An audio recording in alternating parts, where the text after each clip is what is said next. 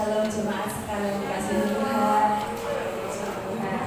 Sebelum mulai ibadah pagi hari ini, kita akan mendengarkan beberapa warta jemaat. Kami mengucapkan selamat datang, selamat beribadah di pos jemaat Lamongan 3. Kiranya kita bisa mempersiapkan hati untuk sama-sama memuji menyembah memuliakan Tuhan yang Yesus memberkati. Kami juga mengucapkan selamat ulang tahun bagi Bapak, Ibu, Saudara-saudari yang berulang tahun di sepanjang hidup ini. Kiranya dengan bertambahnya usia, bertambah pula cintanya dengan Tuhan. Tuhan Yesus memberkati. Selesai ibadah, Bapak, Ibu, Saudara-saudari dapat menikmati kebersamaan dalam ngopi santai dengan menikmati berkat Tuhan berupa kopi, teh, dan snack di ruang yang sudah disediakan di depan. Persekutuan remaja, kami mengundang anak-anak usia remaja untuk bergabung dalam persekutuan remaja di tempat ini setiap hari Minggu pukul 4 sore. Bagi Bapak Ibu yang memiliki anak usia remaja, kiranya dapat menghantarkan anak-anak bisa beribadah bersama-sama. Ibadah sekolah minggu juga diadakan setiap hari Minggu pukul 4 sore di tempat ini. Mari segenap orang tua dapat menghantarkan putra-putrinya yang berusia sekolah minggu untuk dapat hadir dalam ibadah sekolah minggu ini. Demikian warta jemaat. Mari kita mempersiapkan hati kita untuk memasuki ibadah pagi hari ini.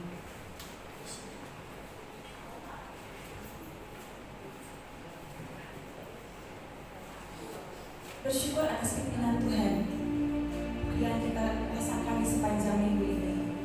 Mari kita bersyukur atas kasih karunia Tuhan. Kita datang kepada Tuhan, kita berdoa.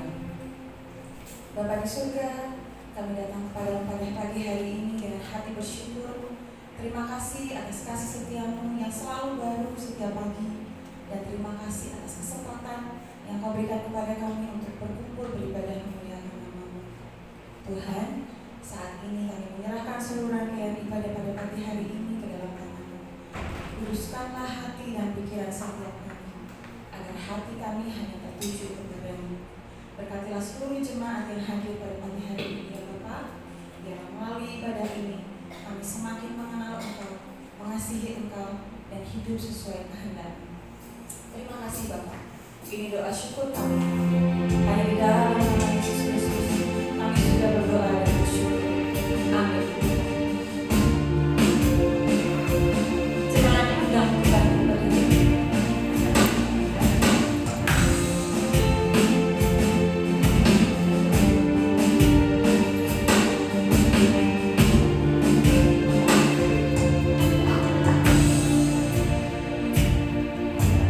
Kesadaran ajaib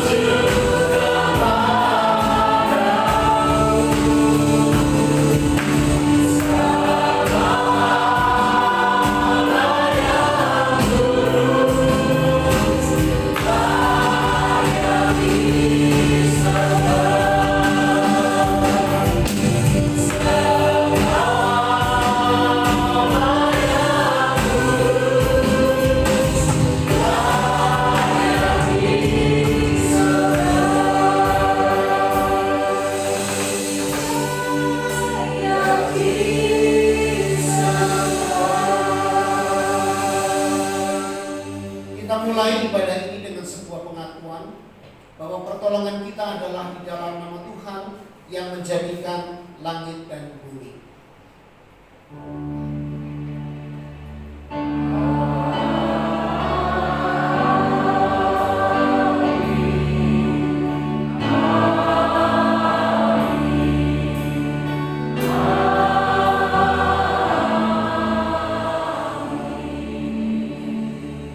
Beserta saudara.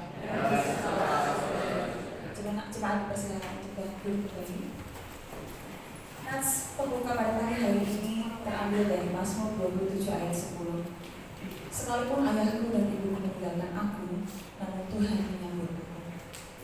Terkadang hati kita terasa lelah, penuh beban, bahkan jauh dari Tuhan. Namun Tuhan selalu rindu untuk menjamah dan memulihkan hati setiap anak. Saat ini, saatnya kita membuka hati kita dan mengizinkan Tuhan bekerja dalam hidup kita.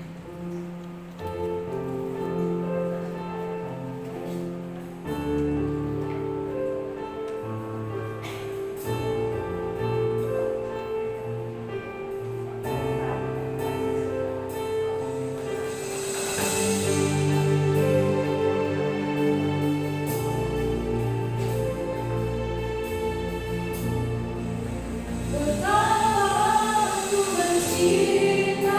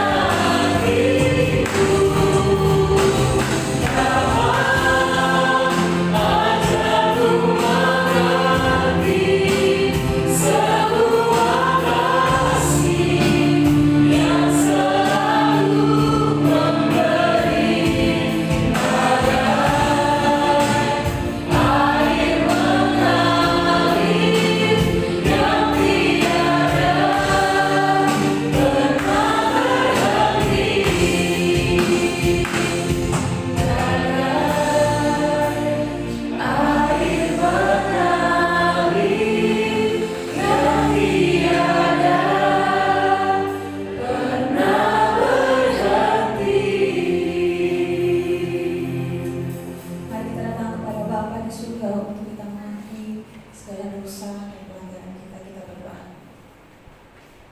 Bapa di surga, saat ini kami datang di hadapan-Mu dengan hati yang hancur dan rendah ya Tuhan. Kami menyadari bahwa seringkali kami jatuh di dalam dosa, baik melalui pikiran, perkataan, maupun perbuatan kami. Ampuni kami ya Tuhan atas segala dosa pelanggaran kami. Bersihkanlah hati kami dan perbaharuilah hidup kami, supaya kami boleh hidup sesuai dengan kehendak-Mu. Terima kasih ya Bapa atas pengampunan-Mu yang besar melalui pengorbanan-Mu di kayu salib. Terima kasih ya Tuhan. Ini doa kami. Dalam nama Tuhan Yesus kami sudah berdoa. Amin. Kita akan mendengarkan berita anugerah dari Tuhan. Jemaat ini dengan bangkit berdiri.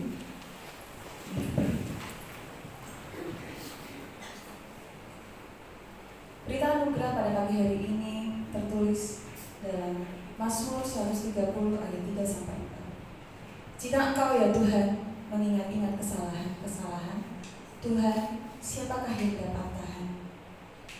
Tetapi padamu ada pengampunan supaya Engkau ditakuti orang. Demikian berita anugerah dari Tuhan. Di tengah dunia yang penuh dengan berbagai hal yang bisa menjauhkan kita dari Tuhan, kita diingatkan kembali bahwa hanya ada satu Tuhan yang hidup dan yang benar. Itu adalah Tuhan kita. Dialah sumber kehidupan, keselamatan dan pengharapan kita. Dan Dialah Tuhan yang benar dalam segala jalannya.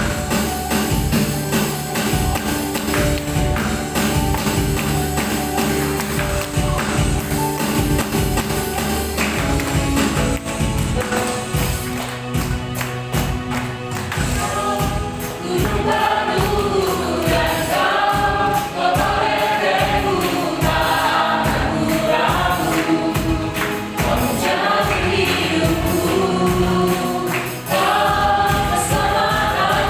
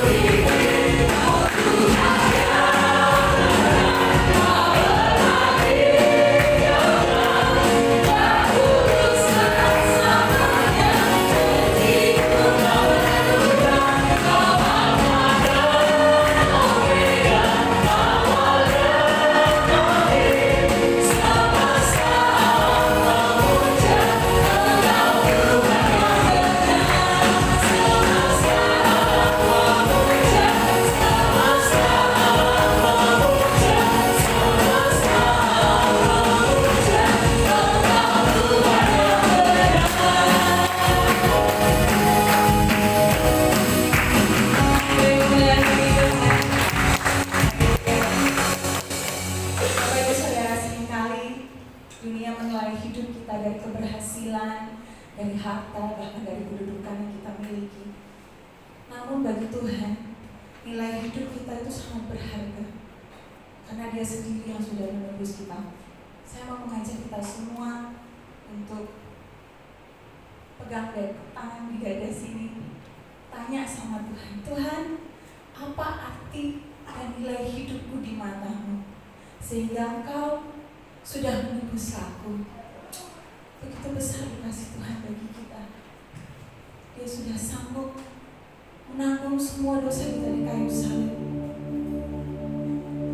Mari sama-sama katakan, Yesus, apa arti hidupku bila Kau tak berikan nyawamu yang terbaik, tersedia bagiku.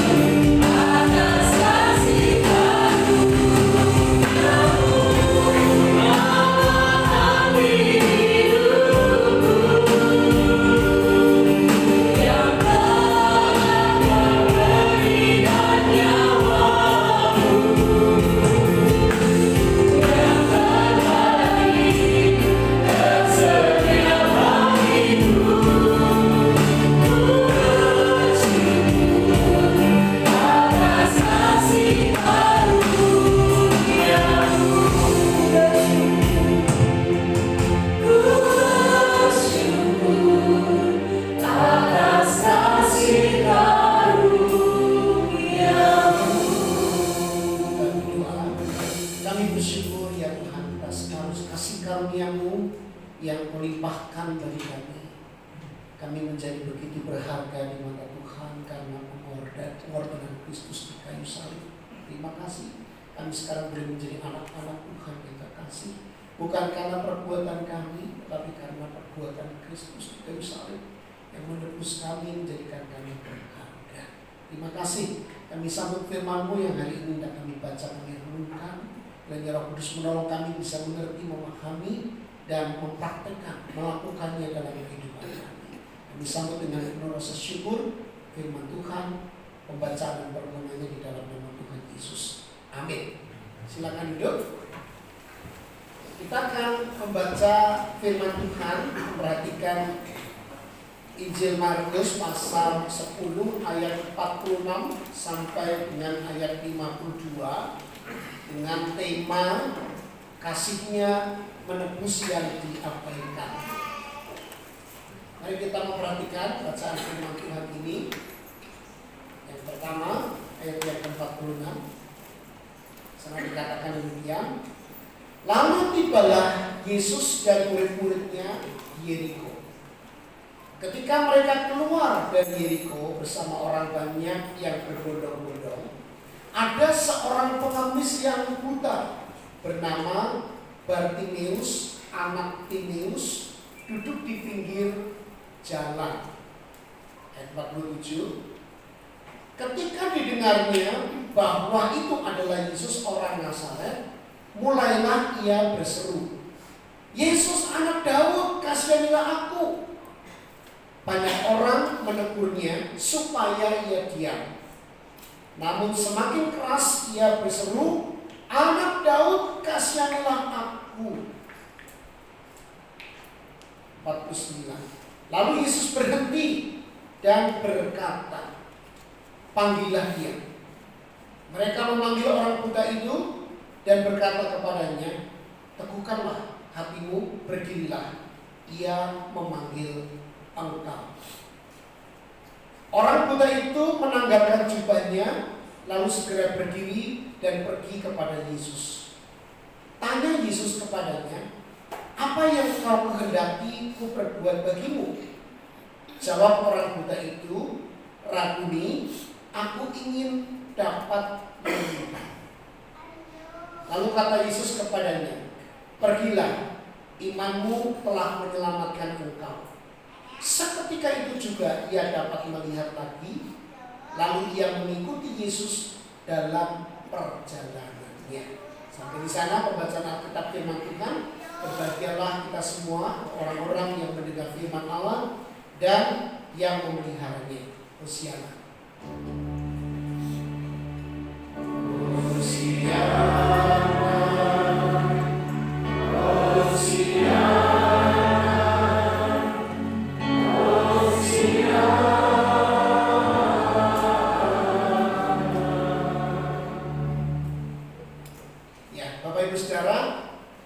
Setujukan Bapak Ibu dengan pernyataan di layar ini? Diabaikan sering lebih menyakitkan daripada penderitaan itu sendiri. Setuju? Saya kasih contohnya. Kalau kita seandainya ya, kalau kita sakit, tapi orang-orang dekat kita yang ada di rumah gak peduli sama kita. Sakit itu sudah membuat kita menderita. Tapi ketidakpedulian orang-orang dekat kita lebih menyakitkan tidak? Lebih membuat kita perih ya.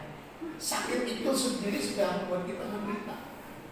Tapi tiadanya kepedulian orang-orang yang seharusnya memberikan perhatian dan bantuan kepada kita, yang berdiam saja begitu, membuat kita tambah perih. Beberapa waktu lalu saya membaca sebuah berita di Jalan Petek. Jalan Petek ada seorang ibu usia 77. Namanya kok mirip anggota jemaat kita ya. Namanya Cui Swinyo. Mirip orang Chinese ya. Meninggal dunia di rumahnya sendirian. Dan tidak ada yang mengetahui, sudah 4 hari membusuk. Lalu di mana anak-anaknya? di luar kota semuanya. Memang mereka anak-anak yang mengadu nasib ya. Mereka bekerja mencari uang untuk kehidupan mereka. Tetapi mereka sebetulnya cukup karena sebelumnya membiayai pembantu. Tapi lama-lama entah bagaimana ceritanya nggak jelas. Nggak lagi bantu, sehingga pembantunya juga keluar. Kalau dia sendirian, dia beraktivitas naik becak pergi karena sakit berobat, meninggal di rumah, dan ada yang tahu sampai tetangganya mulai mencium baunya. 4 hari pembusuk. Ini adalah satu gambaran dalam kehidupan kita betapa menyakitkan ya orang yang diabaikan atau yang tidak diperhatikan. Nah, biasanya memang ini menjadi problema kita, khususnya para lansia. Ya. Dunia kita itu bergerak dengan begitu cepat, menuntut orang-orang untuk survive, untuk bertahan hidup, untuk berpacu, ya, sehingga orang akhirnya sibuk melakukan aktivitas ini dan itu. Nah, konsekuensinya yang lemah tertinggal. Ya, orang-orang yang tidak punya kekuatan, tidak punya daya, dia akan diabaikan. Orang sibuk kerja ini kerja itu, akhirnya yang lemah itu terabaikan. Jadi ini biasanya banyak diderita, ya, dialami oleh orang-orang tua. Jangankan yang sudah tua, yang Pak Supri masih muda mungkin juga sudah mulai tidak diperhatikan anak-anaknya. Anak-anaknya cuek dengan papa mamanya ya. Apalagi kalau dari luar kota, ya hidup dengan kesibukannya sendiri. Orang tua mungkin tidak lagi mendapatkan perhatian. Betul tidak? Tadi ada ayat 1 firman Tuhan yang dibaca malah kebalikannya. Ada orang tua atau ayah dan ibu yang tidak memperhatikan anak-anaknya. Kelihatan itu tadi ada ayat itu kan? Oh, meninggalkan ya, tapi Tuhan tidak begitu ya. Nah, jadi Bapak Ibu Saudara, saya ingin kita melihat ini satu realita bahwa kita yang lemah, kita yang tidak punya keistimewaan biasanya akan terabaikan tanpa disengaja maupun disengaja. Akan ada seleksi ketika kita lemah, ketika kita memiliki banyak keterbatasan, orang akan mencuekin kita, akan mengabaikan kita. Nah, itu sebabnya kalau kita melihat di media sosial anak-anak muda ini kan seringkali tergoda untuk flexing. Bukan hanya anak-anak muda lah ya, orang tua pun ingin flexing. Flexing itu pamer sesuatu yang sebetulnya bukan realita hidupnya. Dia menaikkan statusnya gitu ya, keberhasilannya tadi disebutkan juga, supaya kita kelihatan berhasil, supaya orang bisa menerima kita dan tidak mengabaikan kita, kan begitu. Karena dunia kita itu begitu, hanya akan menghargai orang-orang yang berhasil, orang-orang yang hebat, orang-orang yang punya potensi. Tapi kalau lemah, sakit-sakitan, ya tidak punya duit, ya akan terabaikan. Itu dunia kita. Nah, apa yang dialami oleh kebanyakan orang yang lemah itu rupanya pernah dialami dalam kisah Bartimeus ini. Kita tahu Bartimeus itu siapa? Dia adalah seorang pengemis yang buta, ya, yang berada di pinggir jalan. Bisanya cuma meminta-minta, jadi bergantung belas kasihan orang. Ini Bartimeus.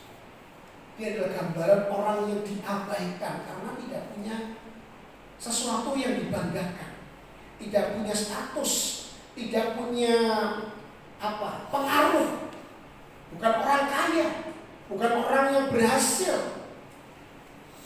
Dari sudut pandang dunia ini orang yang tidak perlu dipandang, tidak perlu direken, tidak perlu diperhatikan, ya.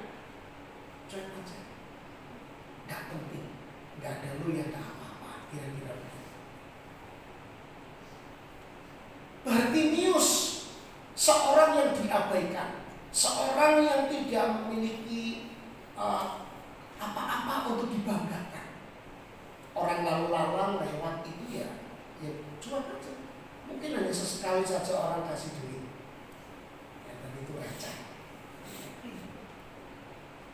Tetapi menarik perhatian, karena Bartimius ini seorang Yahudi ya, tiba-tiba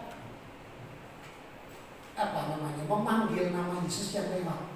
Nah ini sesuatu pembalikan yang nanti kita akan lihat. Ada titik pembalikan apa yang terjadi pada dia. Pada waktu itu Yesus itu baru saja tiba di kota Yeriko, dan kemudian dia mau keluar lagi menuju ke Yerusalem. Bartimius lalu mendengar siapa yang berjalan bersama orang banyak yang berbondong-bondong itu. Lalu dia berteriak memanggil nama Yesus, "Anak Daud, kasihanilah aku." Dan setelah melihat respon orang banyak apa? Menegurnya, diam.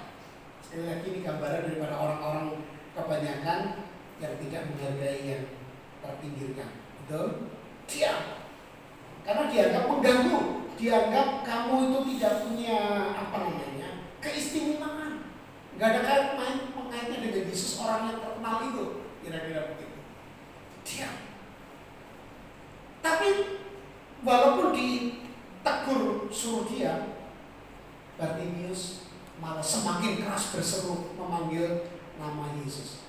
"Anak Daud, kasihanilah aku." Nah ini menariknya, menjadi satu titik balik. Di tengah keramaian dan kesibukan orang-orang yang lalu lalang, di tengah masyarakat yang sibuk dengan kepentingannya masing-masing, yang abai terhadap orang-orang yang terpinggirkan ini, Yesus justru berhenti. Yesus berhenti. Mari kita coba membayangkan sejenak ya, sejenak. Yesus sedang dikelilingi banyak orang. Dia sedang berjalan menuju ke Yerusalem. Yerusalem dia akan mengalami penderitaan dan salib itu. Dan dia sedang menuju misi penyelamatan terbesar dalam sejarah. Tetapi di tengah perjalanan itu, Yesus berhenti untuk satu orang pengemis buta. Apa artinya? Nah menarik ya gini Bapak Ibu Saudara, Injil Markus itu seringkali menggunakan kata segera untuk menggambarkan urgensi atau kepentingan apa yang Yesus akan lakukan. Jadi Markus, penulis Injil Markus ini sering menggunakan kata segera pada Yesus, misalnya dia segera dibawa oleh Roh Kudus ya, setelah dibaptis, kemudian segera ini gitu ya, untuk menunjukkan pergerakan yang cepat, ada kepentingan yang sangat urgent, ada yang sangat penting, yaitu misi penyelamatan. Yesus itu pergerakannya cepat di dunia karena waktunya cuma singkat gitu ya. Tetapi Markus menuliskan satu kata ini sebagai satu kontras pembalikan. Yesus berhenti. Jadi ini kata ini bukan sembarang kata ini. Kalau kita membaca sambil lalu ya, kayaknya kalau kita nggak ngerti konteksnya, bahwa Markus itu selalu menggunakan kata segera, ada lebih dari 40. Silakan saudara tulis kata segera untuk Markus. Nanti akan menemukan kata segera sangat banyak. Dan itu ciri Markus. Tapi di sini Yesus berhenti. Wow, ini ada apa? Kalau saudara lagi buru-buru kejar target, ada sesuatu yang sangat penting di depan, sehingga saudara harus cepat-cepat menuju ke sana. Tapi tiba-tiba saudara berhenti, biasanya karena apa? Nah, ada sesuatu yang menghalangi saudara, dan saudara bisa responnya marahin. Misalnya di jalan itu, kalau lagi buru-buru banget, tiba-tiba ada orang berhenti secara mendadak di depan kita nggak bisa ke kanan, kita nggak bisa ke kiri, kita bisa paksa itu. Betul nggak? Buru-buru gitu. Saya sebenarnya baru ngalami beberapa waktu lalu ya. Saya ngejar waktu penerbangan untuk anak saya pulang ke Jakarta, gitu ya. Karena sudah disuruh lebih cepat gitu kan. Yang namanya anak remaja gitu. Begitu ya remaja. Suka lambat-lambat. Akhirnya jadinya papanya yang kewalahan, naik mobilnya buru-buru, nah itu sudah mau buru-buru, mau cepat-cepat mau sana, terjadi kendala pasti akan segera kita mungkin emosinya tinggi gitu kan, seperti itu. Nah, kalau ada kendala biasanya kan mesti kita begitu ya. Tapi Yesus dia sedang perjalanan menuju ke Yerusalem, itu misinya dikabarkan segera itu memang sesuatu yang sangat penting. Dia berhenti sengaja lagi, bukan karena tidak sengaja atau kebetulan, tapi sengaja dia berhenti. Kata aktif di sini, Yesus berhenti. Jadi dia memilih untuk berhenti di sini. Ini artinya ada sesuatu yang penting sekali, ya, penting sekali. Padahal di Yerusalem apa yang mau dikerjakan Yesus sangat penting, tapi di sini kok dia mau berhenti? Berarti kan ini juga penting. Apakah ini kontradiksi, berlawanan? Oh, salib tidak terlalu penting, yang penting ini. Kira-kira begitu kan? Penderitaan di Yerusalem, kematiannya untuk menebus dosa tidak terlalu penting. Apakah sini jauh lebih penting? Sepertinya kan kontradiksi ya. Nah, nanti kita akan lihat keduanya tidak kontradiksi. Saya akan jelaskan ini, saudara. Saudara, Yesus berhenti. Artinya apa? Artinya bagi Yesus orang itu penting untuk membuat dia berhenti. Yesus menganggap orang itu penting. Dan ini sekaligus menunjukkan hati Tuhan Yesus. Tuhan Yesus tidak hanya memperhatikan hal-hal besar, tetapi dia juga melihat satu orang yang berseru meminta belas kasih. Lalu apa yang dilakukan Yesus setelah dia berhenti? Apa yang dilakukan? Yesus minta orang-orang untuk panggil dia ya. Tapi setelah Bartimeus datang tidak panggil, Yesus bertanya dulu, apa yang kau kehendaki aku perbuat bagimu? Apa Tuhan Yesus tidak ngerti kalau orang kita itu butuh belas kasihan untuk sembuh gitu ya? Kan ya tahu. Kenapa Yesus bertanya dulu? Tahu enggak? Ini sebetulnya sebuah penghargaan terhadap pribadi orang itu.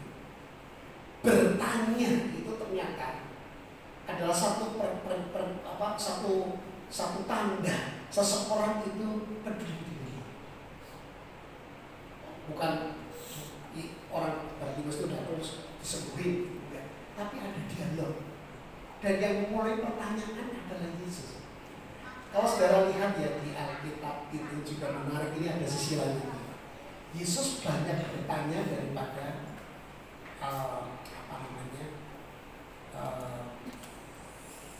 ngomong langsung, selalu bertanya dulu, selalu bertanya. Dan itu sebetulnya adalah satu kerinduan Yesus untuk menghargai orang, koneksi dengan orang itu. Ada satu koneksi menghargai.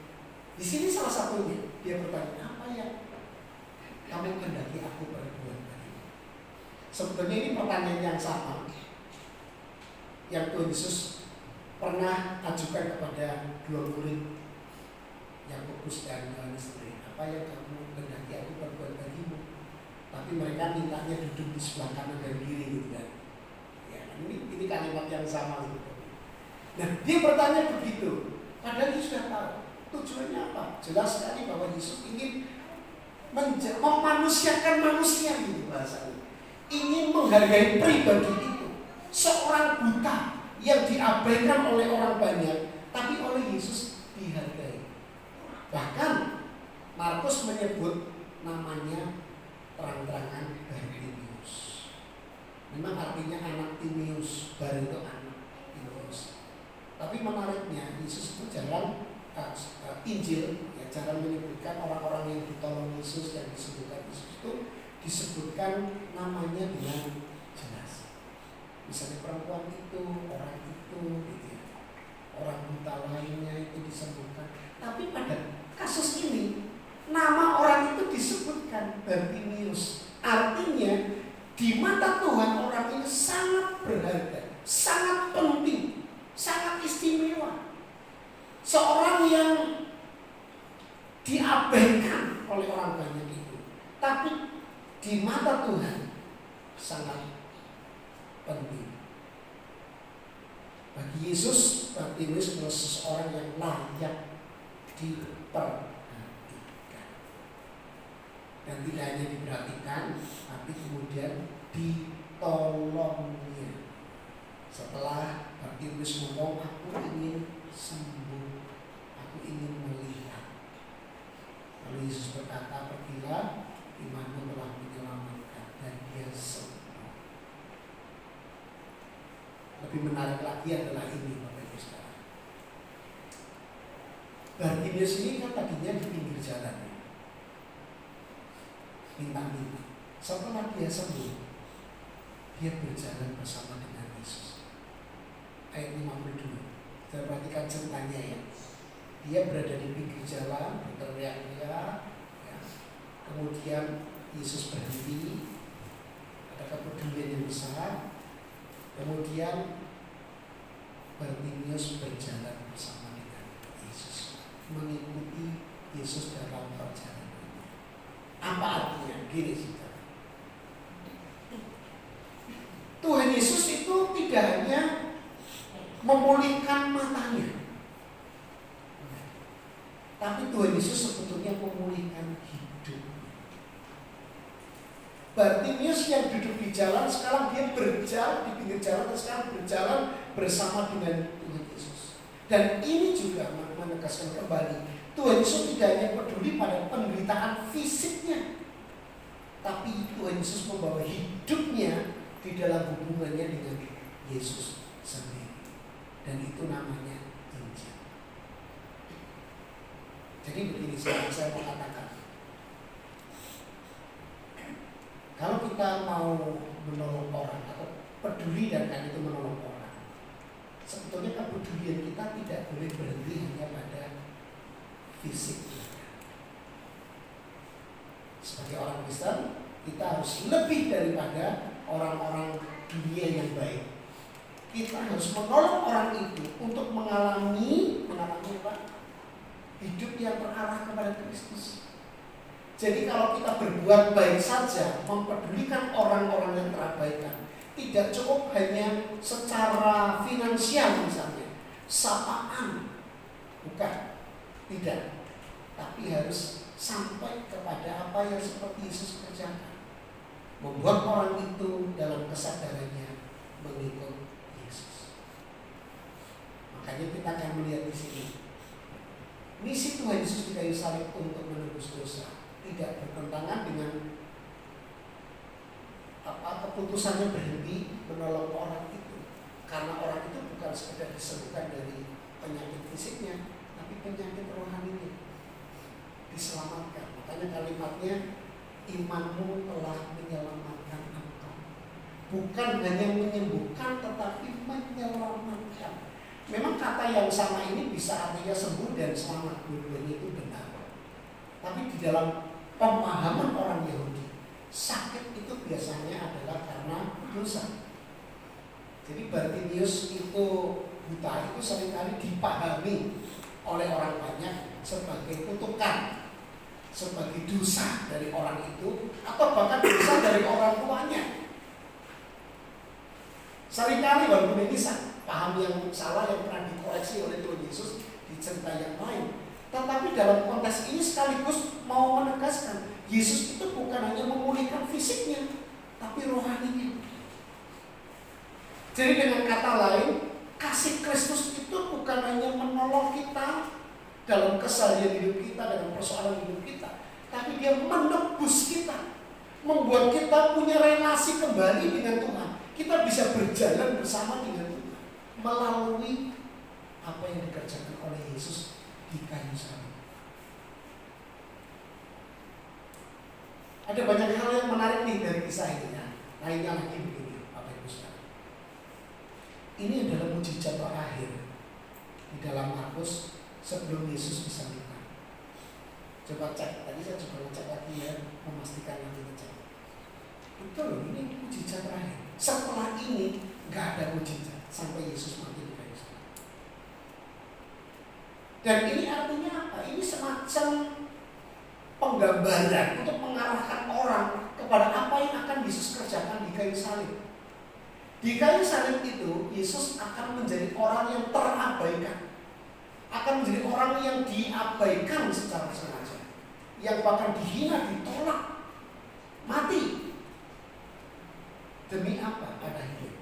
Demi orang-orang seperti Bartimeus, seperti kita orang-orang yang sebetulnya diabaikan.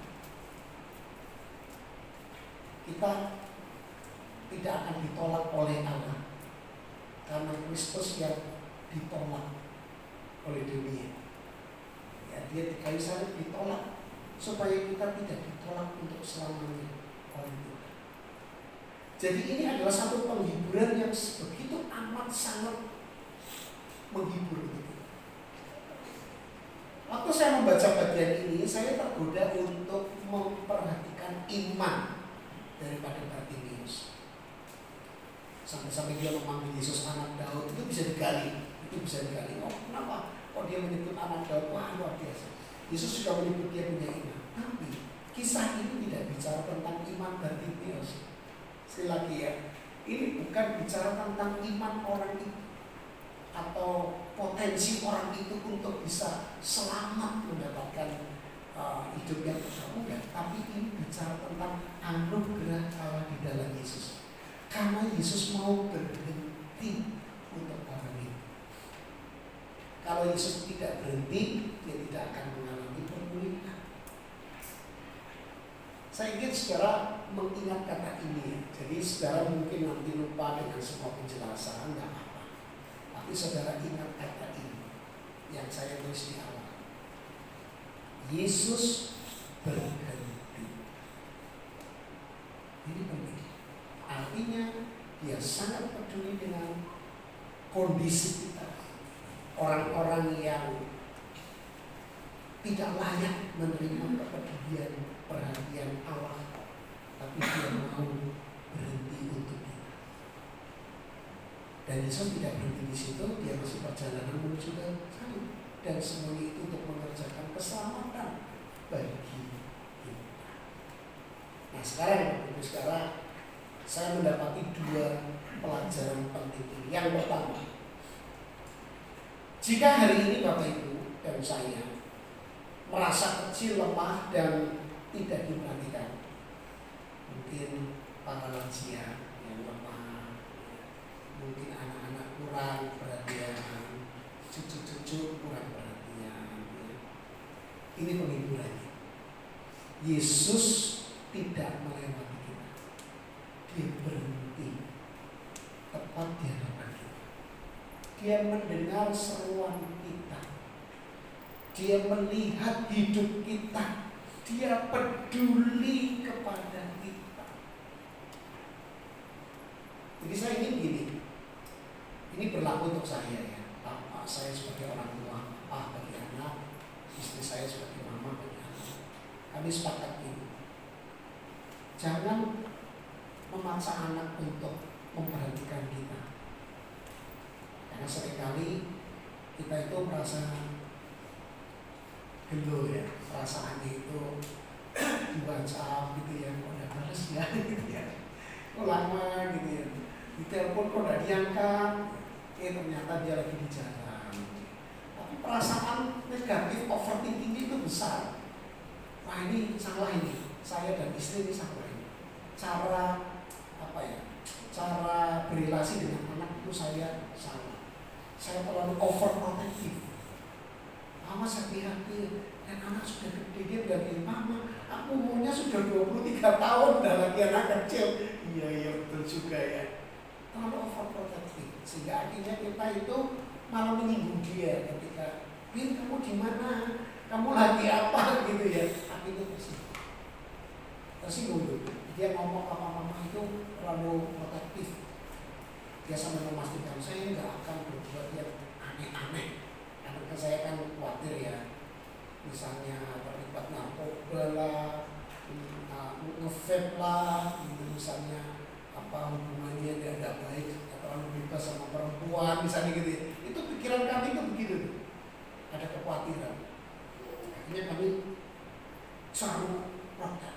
Nah ketika dia lagi sibuk, karena dia sibuk kan tidak merespon kita merasa tersakiti.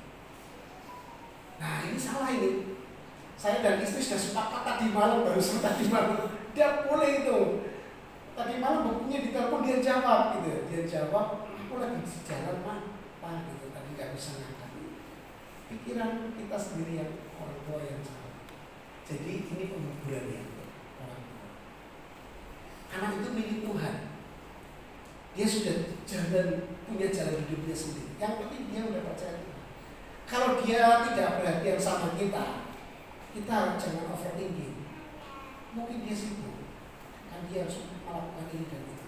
Dan yang terutama, kita sudah punya pribadi yang peduli sama kita. Namanya Ibu Yesus.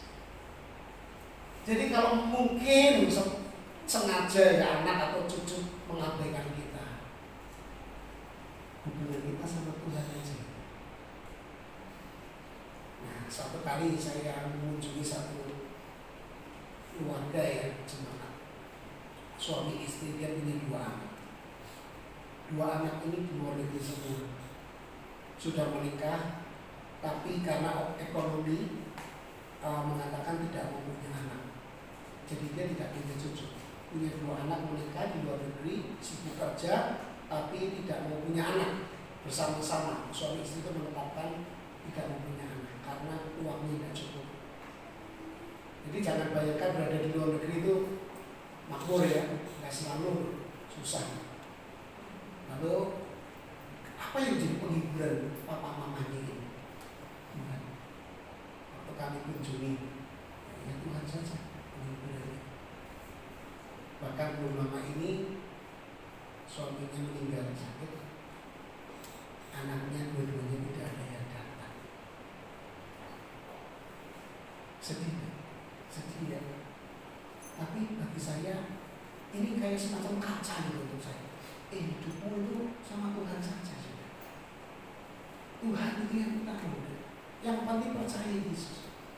Dan yang meninggal ini percaya Yesus. Istrinya juga menegaskan, udah yang penting itu dia percaya Yesus. Tidak perlu lagi mikirin soal anak yang di sana. Dan cukup. Itu kayak kaca untuk saya bercermin. Jadi penghiburan kita satu-satunya Tuhan Yesus. Dia yang mau berhenti kepada orang-orang yang mungkin sendirian, yang kurang mendapatkan perhatian. Terima kasih Tuhan. Ya, mama, papa ini. Kalau sampai merasa sendiri di rumah, ya Tuhan itu penghibur sama-sama. Bahkan dia sampai mati di kayu salib untuk kita, bukan hanya untuk kebutuhan perasaan saja, tapi kebutuhan terbesar kita pengampunan dosa. Dia mau mati.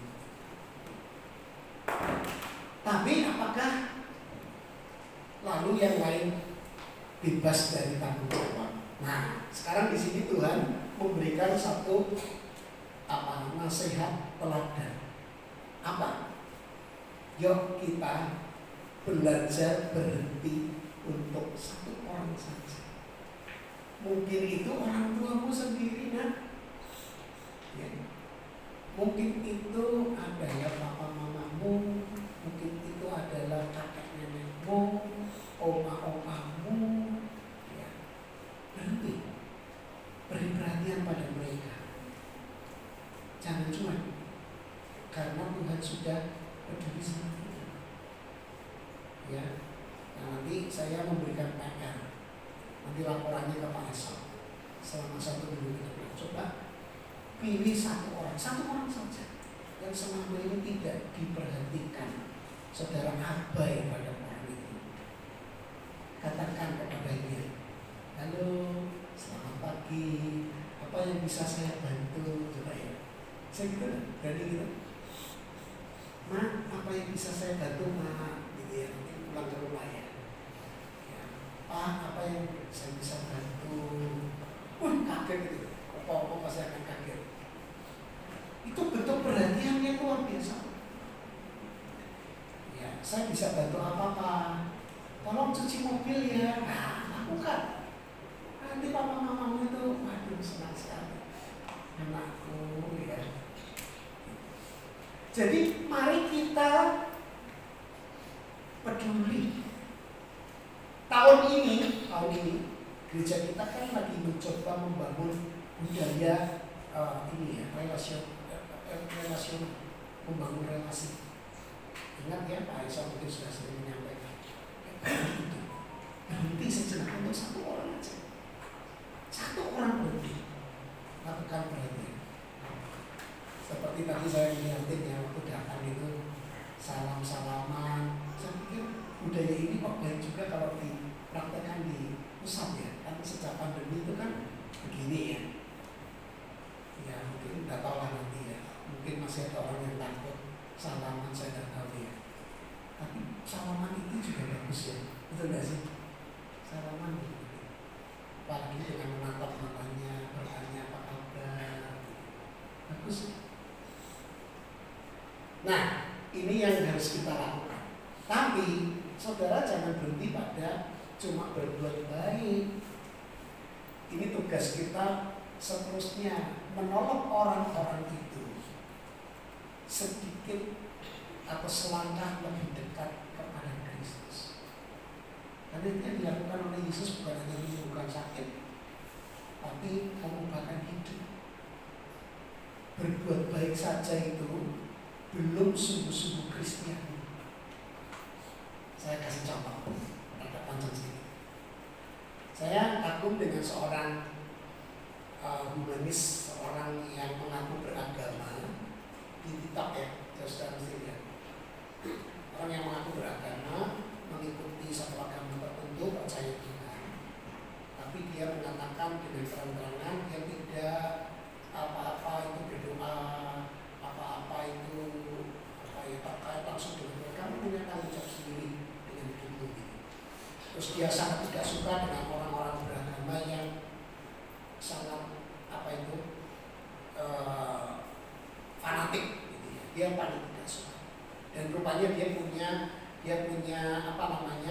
punya sejarahnya itu, saudara-saudaranya sangat fanatik sehingga dia menjadi seperti itu.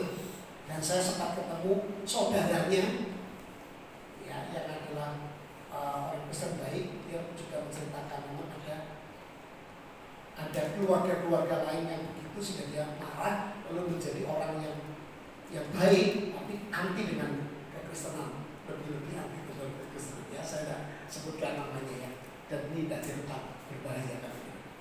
Nah gini, orang ini saya kagum karena gini, dia pernah punya satu tekad, kalau pergi kemana-mana bawa mobil kan, selalu bawa tali geret, untuk geret mobil lain gitu. Nah dia sering kali kalau melihat ada mobil lain yang mogok, dia akan minggir, dia akan bantu orang itu untuk geret. Mas itu waktu itu kagum banget loh. Oh iya, dia niat banget untuk berbuat baik. Serius. Mungkin kita orang Kristen nggak sampai seperti itu ya. Betul kan? Ada mobil mogok kita juga ya. Dia berhenti loh secara sengaja untuk berbuat baik. Nah, cuman saya harus mengatakan, kalau kita jadi orang Kristen, berbuat baik aja tidak, itu berarti kita lebih parah daripada orang itu ya, orang Kristen. Tapi kita tidak boleh berhenti berbuat baik saja. Kita harus selangkah lebih baik lagi seperti yang Yesus lakukan terhadap orang buta itu, yaitu apa? Membantu orang ini mengubah arah hidup. Akhirnya berjalan bersama dengan Yesus. Berbuat baik saja tidak cukup, mesti harus menolong orang itu sampai dia itu sadar butuh Tuhan. Berbahaya kalau justru orang itu malah butuhnya kita. Itu salah. Perbuatan baik sebagai cara kita menolong orang itu melihat kepada Kristus, bukan melihat kepada diri kita. Gitu. Saudara tahu kira-kira yang saya omongkan tadi orang siapa? Gak tahu kan? Ya sudah, apa-apa. Memang lebih baik gak tahu. Saya hanya mengatakan dia orang baik, tapi kita harusnya lebih baik dari orang itu. Sampai menolong orang untuk percaya Yesus. Itu baru pengertiannya menebus orang-orang yang terabaikan. Tema kita kan kasihnya menebus. Yesus tidak cuma berbuat baik di situ, menolong orang, tapi dia mengarahkan hidup orang itu sampai dengan kesadarannya sendiri berjalan bersama Yesus. Itu kekristenan dan itu Injil. Paham ya? Amin ya. Kalimat terakhirnya saya gini, kasih Kristus tidak melewati orang yang diabaikan. Ia berhenti menebus dan membawa mereka berjalan bersama. Ini sekarang tugas kita. Maukah kita berhenti untuk satu orang? Mau? Sudah ada pemikiran siapa yang mau ditolong, diperhatikan? Sudah ya. Terus nanti lapor ke Pak Esau ya, atau dari cross masing-masing. Ya. Jadi saya harap ini khotbah ini bukan cuma ide ya, tapi dipraktek. Saya juga akan praktek. Saya nanti lapor ke Pak Esau ya, Pak Esau ya. Walaupun saya sudah seminggu ini saya bertekad juga untuk begitu sama istri. Ada satu orang yang memang harus ditolong. Tapi ya, itu kan anggota jemaat. Tapi coba pikir orang lain yang perlu ditolong. Pikirkan baik-baik. Ya. Oke, ini PR tugas kita masing-masing. Tuhan Yesus memberkati. Kita berdoa. Tuhan Yesus, terima kasih karena Engkau mau berhenti untuk satu orang yang diabaikan, yaitu Bartimius, yang menggambarkan kami sendiri yang buta, yang malam ini orang-orang berdosa. Engkau mau berhenti untuk kami, dan Engkau terus melanjutkan perjalanan sampai di kayu salib untuk mengampuni kami, menyelamatkan kami. Terima kasih. Sehingga kami tidak pernah merasa sendirian. Kami ada Tuhan yang bersama dengan kami. Kami orang-orang tua yang mungkin selama ini mungkin ditinggalkan anak-anak. Kami kurang mendapatkan perhatian dari orang-orang yang seharusnya memberi perhatian. Kami tidak akan marah. Kami tidak akan jengkel. Karena hidup akan terus berjalan. Dan Tuhan juga hanya menitipkan orang-orang itu dalam kehidupan kami. Kami punya kehidupan masing-masing. Tapi kami bersyukur kami punya Tuhan. Dan kiranya oma-oma terus menaruh iman percaya penghiburannya dari Tuhan saja. Sekarang kami juga berdoa kiranya meneguhkan tekad kami untuk berhenti untuk satu orang saja dalam satu minggu ini, melatih diri kami untuk peduli dan menolong orang-orang mengalami kasih Kristus yang betul-betul mengarahkan hidup mereka kepada Tuhan. Tuhan tolong kami semua. Firman Tuhan ini akan menjadi salah satu dari sekian banyak firman yang masuk di dalam otak kami. Tetapi Tuhan, kami percaya ketika kami mulai mempraktekkannya, itu akan hidup dan akan membekas di dalam kehidupan kami. Terima kasih Tuhan. Berkatilah jemaatmu di sini yang sedang sakit, Tuhan kuatkan, bahkan Tuhan sembuhkan. Di atas semuanya itu, biar pengalaman sakit ini membawa mereka dekat dengan Tuhan. Mereka bergantung kepada Tuhan. Ajar kami yang sehat, yang masih ada dalam kekuatan, kami juga membantu mereka, menolong mereka, memberikan perhatian, mendoakan, menaruh kasih yang besar. Tuhan, berkatilah kami semua. Dan kami juga berdoa saat ini untuk gereja di sini yang punya perkembangannya sendiri, khususnya untuk perkembangan dan kemajuan gereja, dekat jemaatnya, penjangkauan terhadap jiwa-jiwa, Tuhan, supaya semua bergerak dalam kesehatan. Di bawah kepemimpinan Pak Esau, hamba-Mu yang kekasih, gereja ini maju, juga bersama dengan rekan-rekan pengurus yang lainnya bersahati membangun gereja ini demi kemuliaan Tuhan. Terima kasih Tuhan dengan doa kami. Kami menyerahkan juga pergolakan dunia, khususnya beberapa negara yang sedang perang, Amerika dengan Iran dan sekutu-sekutunya, membawa supaya peperangan ini bisa segera diselesaikan dengan damai, ada titik temu, dan dunia akan menjadi baik-baik saja. Negara kami juga tetap baik, ekonomi tetap lancar. Tuhan tolong supaya semua dalam pengendalian Tuhan. Dan hati setiap orang, khususnya para pemimpin negara ini, betul-betul dikendalikan oleh Tuhan, diarahkan seperti batang air yang mengalir diarahkan untuk betul-betul sesuai dengan fungsinya, perannya, sehingga negeri dan dunia ini damai sejahtera.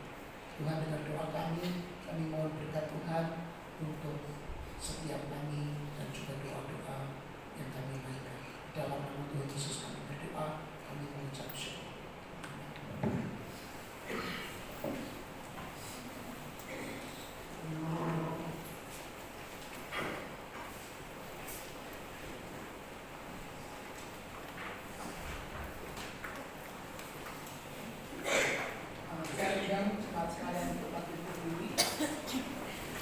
Mari bersama dengan jemaat di segala waktu dan tempat kita akan bersama mengikrarkan iman percaya kita dengan mengucapkan pengakuan iman rasuli demikian. Aku percaya kepada Allah, Bapa yang Maha Kuasa, lahir dari bumi, dan kepada Yesus Kristus, Anak yang tunggal Tuhan kita, yang dikandung dari Roh Kudus, lahir dari anak darah Maria, yang menderita sengsara di bawah pemerintahan Pontius Pilatus, disalibkan, mati dan dikuburkan, turun ke dalam kerajaan maut.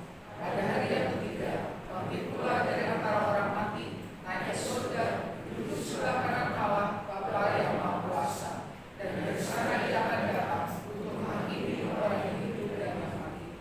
Aku percaya pada Roh Kudus, Gereja yang kudus dan am, persekutuan orang kudus, pengampunan dosa, kebangkitan orang mati, dan hidup yang kekal. Amin. Silakan duduk.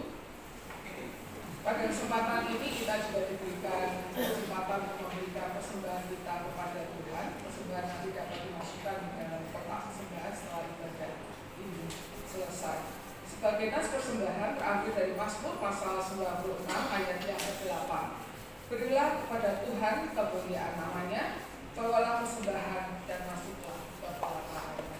Mari kita bawa persembahan kita kepada Tuhan. Bapa, kami ucap syukur Tuhan, Engkau Allah yang senantiasa peduli pada kami.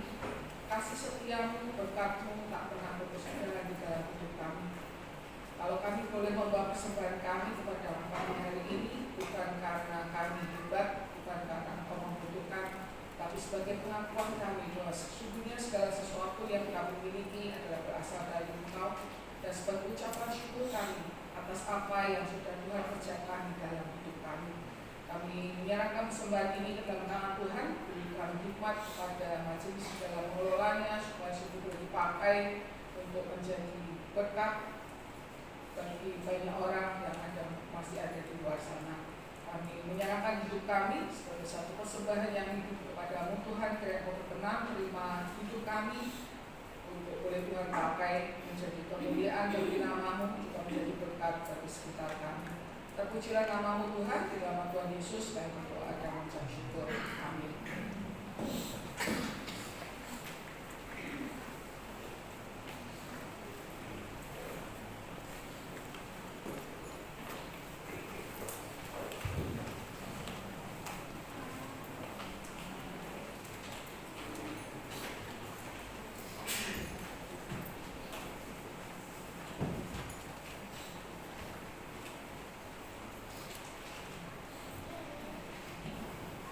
Syukur pada Tuhan untuk kebenaran firman Tuhan yang telah disampaikan oleh hamba pada pagi hari ini.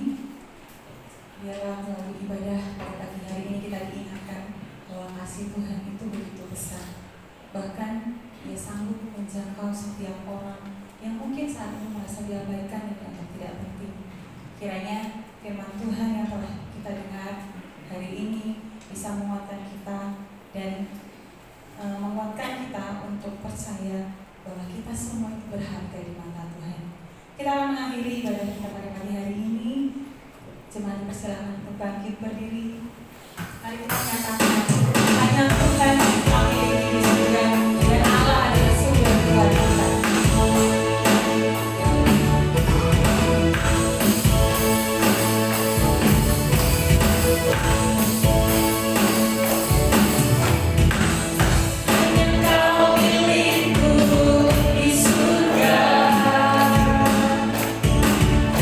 Tiada yang lebih tinggi di bumi.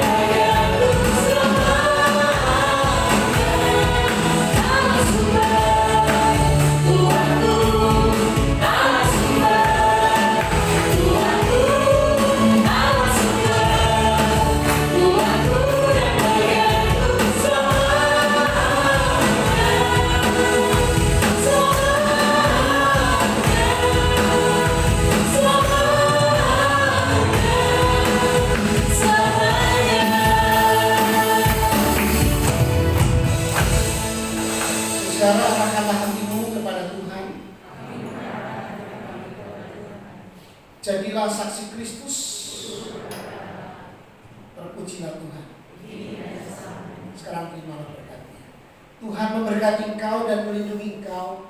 Tuhan menyinari engkau dengan wajah-Nya dan memberi engkau kasih karunia. Tuhan menghadapkan wajah-Nya kepadamu dan memberi engkau damai sejahtera. Amin.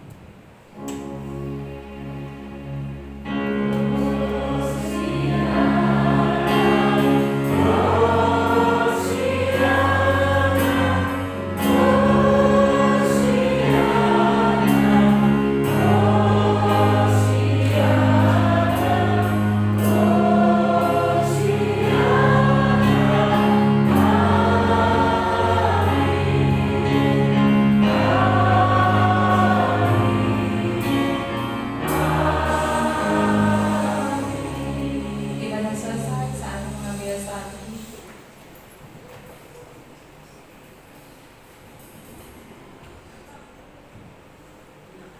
Amin. Selamat hari Minggu. Tuhan Yesus memberkati.